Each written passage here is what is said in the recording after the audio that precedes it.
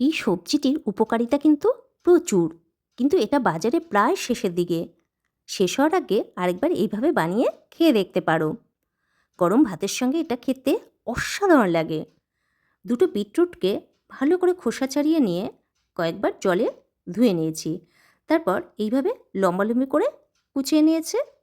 অন্যদিকে একটা কড়াইতে তেল গরম করে দুটো মাঝারি মাপের কুচনো পেঁয়াজকে ডিপ ব্রাউন কালার করে ভেজে তুলে নিয়েছি।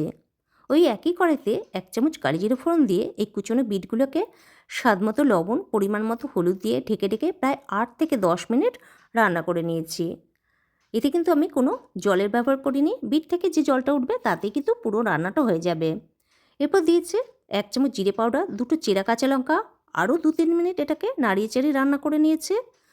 2-3 মিনিট রান্না করার পর ওই ভাজা পেঁয়াজগুলোকে এর সাথে মিশিয়ে দিয়েছি। ভালো করে আরেকটু নাড়িয়ে চাড়িয়ে নিলাম।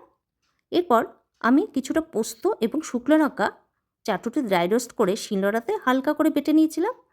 তার খানিকটা এর মধ্যে মিশিয়ে নাড়াচাড়া করে নিলাম। ব্যাস তৈরি হয়ে গেল বিটের একটা দুর্দান্ত স্বাদের ইউনিক রেসিপি, যেটা গরম ভাতের সঙ্গে খেতে কিন্তু অসাধারণ লেগেছিল। ভিডিওটা যদি ভালো লাগে আমাকে ফলো দিয়ে একটা লাইক ও শেয়ার করে আমার পাশে থাকার অনুরোধ রইল।